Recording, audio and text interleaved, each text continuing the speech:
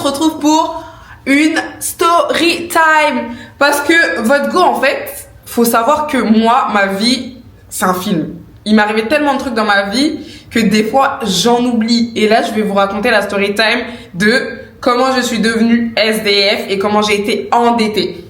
Parce que oui, j'ai vécu des choses vraiment... Et en vrai, c'est ma faute. Hein, donc, je vous raconte tout ça. Allez, let's go.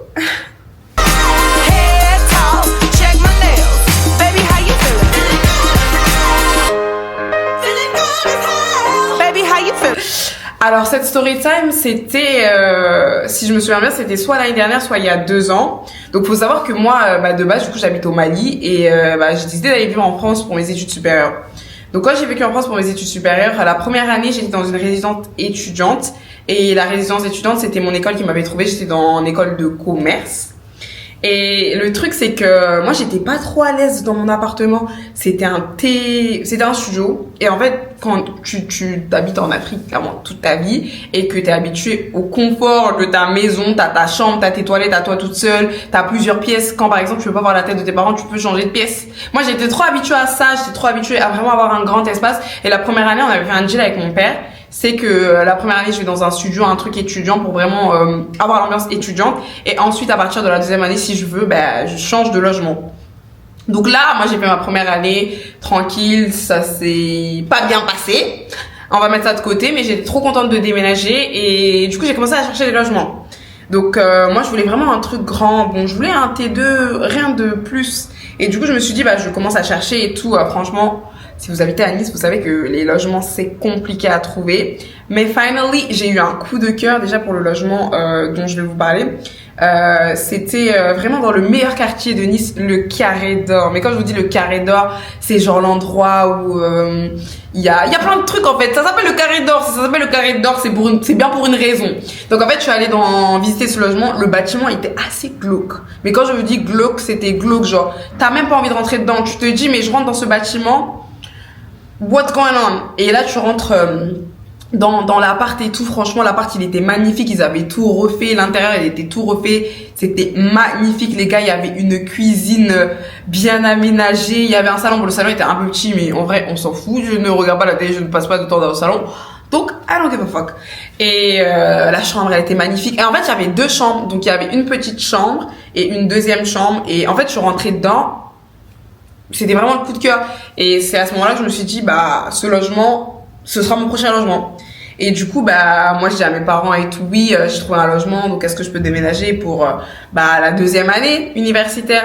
Et ils me disent, ok et tout, mais il faut savoir que moi, c'est mes parents qui me financent. Donc, mes parents, ils m'envoient par mois 1500 €. Et je ne sais pas, you know, girl math. Le girl math de Anita, il s'est dit, ouais, vas-y, mais le nouvel appartement, il est trop joli et tout. Il coûte, vous savez, il coûtait combien? Il coûte 1300 balles. Et donc, les 1300 balles, en fait, moi, je me suis dit, c'est bon, on me donne 1500 € par mois pour vivre, manger, dormir, sortir, logement. Et moi, je me suis dit, oui, c'est bon, le logement à 1300 balles, c'est carré. Pas belle. 200 balles pour vivre. Le cerveau, il est passé où? Et du coup, je me suis dit, ah ouais, c'est bon, c'est carré, donc je peux et tout. Et donc, je déménage dans mon logement, franchement. Les gars, je me suis tellement amusée dans cet appartement. Et pour toutes mes copines qui voient cette vidéo, elles le savent. J'ai invité des gens, je faisais des fêtes. J'ai fêté mon anniversaire, j'ai fêté mes 18 ans.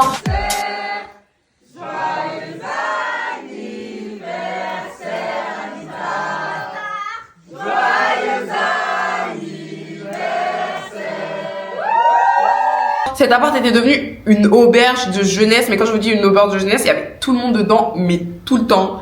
Et moi, j'adorais, genre, t'imagines, t'as ton appart, genre, c'est the apartment, genre, toi, t'es l'étudiante, t'as the apartment, tu invites tout le monde matin, midi et soir, et je trouvais ça cool, on m'a dit, c'est la meuf cool, allez, vous voulez aller où? On vient chez moi. J'aime bien Host en plus, donc voilà. Donc pendant 1 an, j'ai fait la malade dans cet appartement, j'ai fait ma vie, j'ai fait plein de trucs et tout. Et à partir de la fin de l'année, on va dire que l'année était dure. Financièrement, l'année était très très dure. J'avais 200 €. Mais je suis bête, hein. J'étais trop bête, genre. À quel moment on t'envoie 1500 € par mois et toi, dans ta tête, tu te dis que Non, mais c'est fou, bref. Et du coup, de là, en fait, bah, j'ai décidé de quitter mon appartement. C'était, ça devait être en mai, ouais, c'était en mai, j'ai décidé de quitter mon appartement parce que ça devenait trop cher, en fait. Ok, tu faisais la vie d'allocat, t'invitais tout le monde, mais à la fin du mois, tu ne manges pas, tu ne sors pas, tu ne voyages pas, j'avais plus de vie. Bon, j'invite tous les gens à la maison, donc j'avais toujours une vie, mais ça devenait too much, en fait. Et du coup, de là, je me dis, en fait, vas-y, je vais me chercher un autre appartement. Et c'est là que je commence à chercher un autre appartement. Du coup, je cherche et tout. Et bon, j'ai galéré, hein, j'ai pas trouvé tout de suite. Et je me dis, bon, quand j'ai trouvé l'appartement, je me suis dit, bon, l'appartement, je vais déménager genre en juillet. Et j'avais toujours mon appartement, j'avais pas fait de demande pour quitter mon logement. Et quand j'ai eu mon nouvel appartement, désolée, je suis un peu mélangée. Quand j'ai eu mon nouvel appartement, je me suis dit, bah, ok, c'est bon. Je vais résilier tous les trucs du logement dans lequel je suis actuellement pour pouvoir, du coup, déménager dans l'autre tranquillement, mais pour pas me précipiter entre les deux. Mais du coup, entre temps, je me suis dit, bah, vu que j'ai déjà mon nouvel appartement et que je quitte le logement dans genre une semaine, un mois, même pas, on résilie tout. La meuf, elle voulait plus payer, en fait. Clairement, la meuf, elle avait plus de tal, elle était endettée, elle voulait plus payer. Donc, j'ai résilié mon assurance maison. J'ai résilié la wifi. J'ai tout résilié.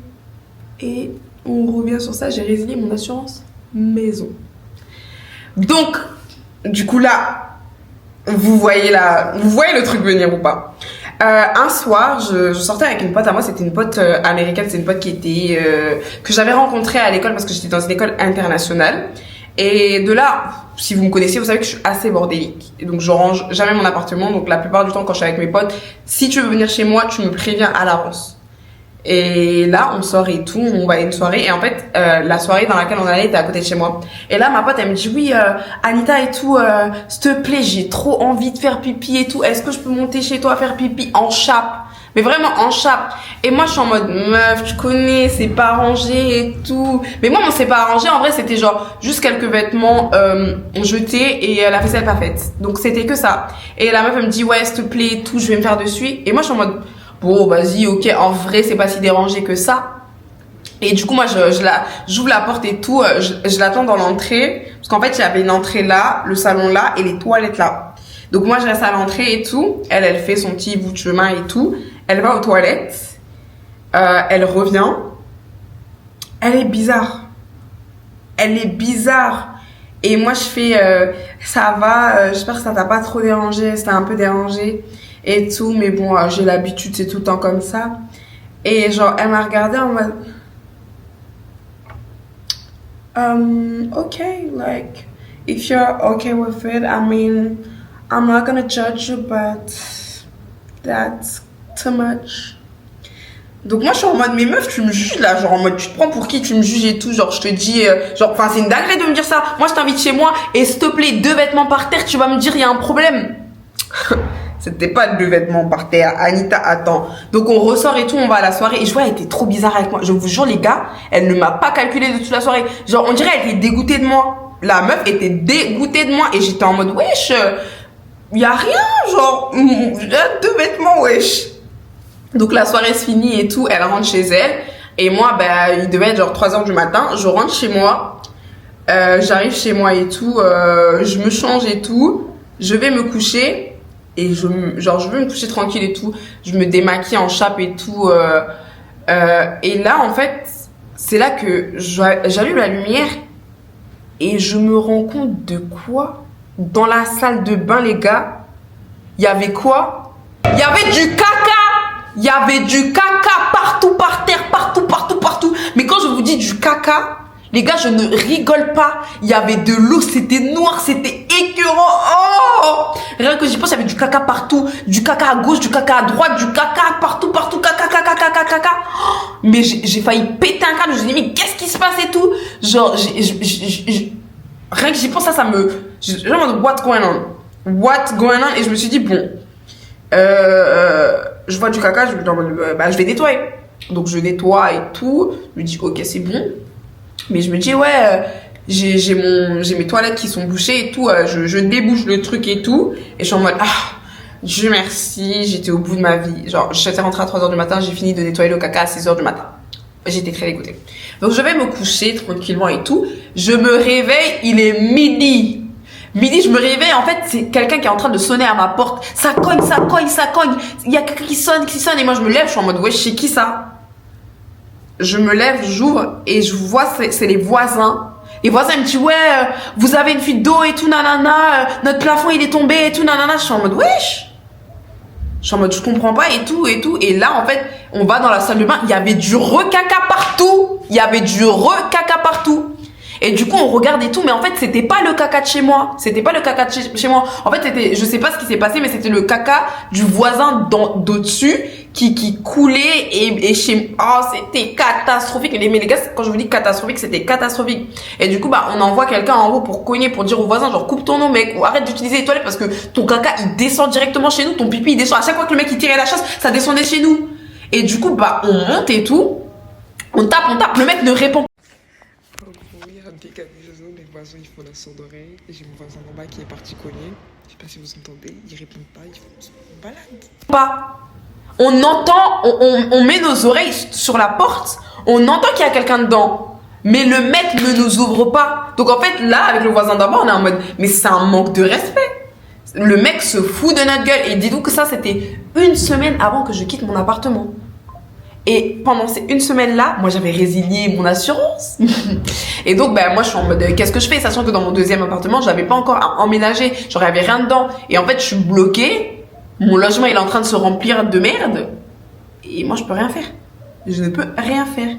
Et en fait, de là, moi, j'appelle les proprios et tout. Je dis, ça va pas et tout, le logement et tout. Il y a une fuite d'eau, nanana, nanana. Genre, ça va pas. Genre, je suis en panique, wesh. Je suis en panique. Je n'ai jamais vu ça de ma vie. Pour une meuf qui vit au Mali, qui a vécu toute sa vie avec ses parents, à chaque fois que j'ai eu des problèmes, genre on avait un plombier. Moi, j'ai jamais touché à ce genre de truc. Et là, je me retrouve avec un appartement plein de merde. Mon appartement de rêve s'est transformé en égout. Donc voilà. Ça m'a traumatisée. Et là, t'as le proprio qui vient et tout, qui regarde les dégâts et tout. Ils appellent quelqu'un, ils appellent un truc de syndicat et tout. Bref, ils appellent plein de gens et tout. Et moi je savais pas quoi faire, hein. Moi j'étais là et c'est pas le mec qui me dit du coup il faut activer votre assurance. Moi je me suis dit je quitte le logement dans une semaine, qu'est-ce qui peut bien se passer? Voilà ce qui s'est passé, ma belle. Voilà ce qui s'est passé. Et ben moi vous connaissez, et dire la vérité c'est pas trop mon truc. Et je suis en mode ok, je vais activer mon assurance. Donc, et moi, j'essaie de faire genre, j'envoie des trucs au truc de l'assurance et tout. J'envoie des trucs et tout. Genre, j'essaie de passer en soum-soum, mais ils sont en mode, ouais, bah, ma belle, en fait, on peut rien faire pour toi. T'as résilié ton assurance. Donc là, je me retrouve en fait avec rien. Et à chaque fois, le proprio qui me dit oui, non, l'agence du proprio qui me dit ouais, envoie et tout. L'assurance. Au final, pas d'assurance. Le plafond du voisin est tombé. Et le mec il m'a dit bah madame vous payez, en fait c'est votre faute. J'étais en mode c'est pas ma faute s'il y a du caca. Il me dit en plus l'appart il est dans un état désastreux. Non, l'appart n'était pas dans un état désastreux, c'est votre caca qui m'a démotivé de nettoyer. Donc voilà, c'est ce qui s'est passé. Et puis j'étais dans la merde et j'ai dû rembourser l'étal, tout pour réparer. Ils ont pris toute ma caution. Et moi, j'ai été au bout de ma vie. Si je peux en tirer quelque chose de cette story time, les gars, ne résiliez jamais vos assurances avant de quitter le logement.